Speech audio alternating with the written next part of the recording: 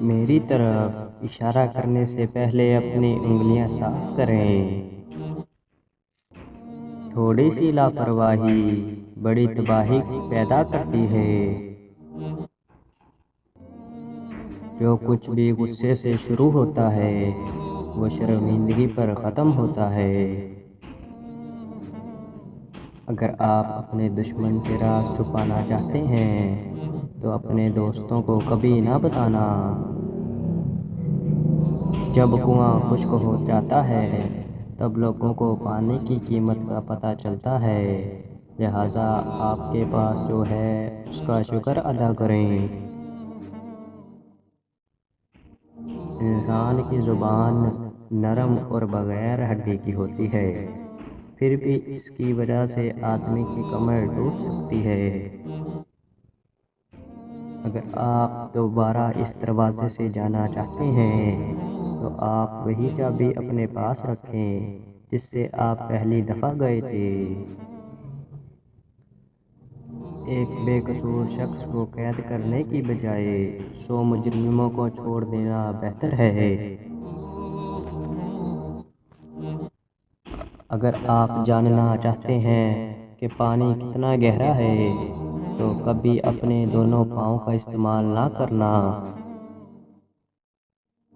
سستی اس قدر آہستہ سے سفر کرتی ہے کہ جلد ہی غربت اس پر حاوی ہو جاتی ہے۔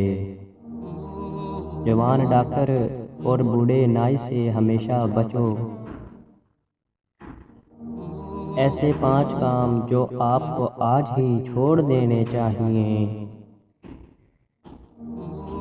سب کو خوش کرنے کی کوشش کرنا۔ جو لوگ سب کو خوش کرنے کی کوشش کرتے ہیں وہ ساری زندگی خود خوشی کو ترستے ہیں۔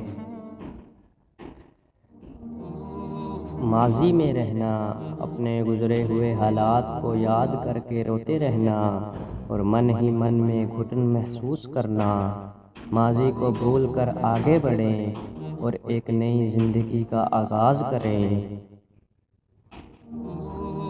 خود کو بدلنے سے ڈرنا، کوئی نیا کام شروع کرنے سے پہلے یا کسی نئے شہر جانے سے ڈرنا، اس قسم کی سوچ آپ میں کبھی تبدیلی نہیں لا سکتی۔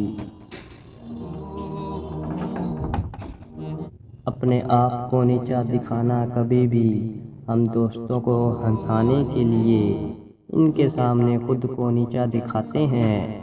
آپ کو کبھی بھی ایسا نہیں کرنا چاہیے۔ کبھی بھی خود کو دوسروں سے کمتر نہ سمجھیں۔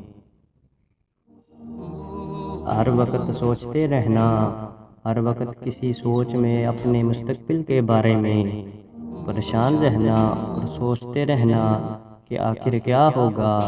ماضی اور مستقبل کی سوچیں اور خود میں بہتری لائیں۔ گھر میں بوڑھا آدمی کا ہونا ایک اچھی علامت ہے۔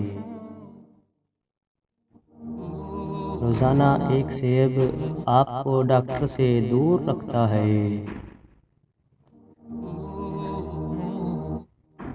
وقت کی پابندی ایک سستی خوبی ہے۔ انسان کے 3 وفادار دوست ہوتے ہیں، ایک بوڑھی بیوی، بوڑھا کتا اور تیار قلم۔ تھکاوٹ بہترین تکیہ ہے۔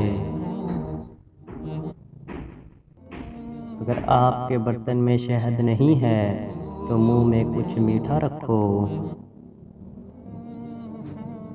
اگر آپ خود اپنی غلطیاں برداشت کر سکتے ہیں تو بیوی کی کیوں نہیں؟ بہترین ڈاکٹر کم سے کم دوائی دیتا ہے۔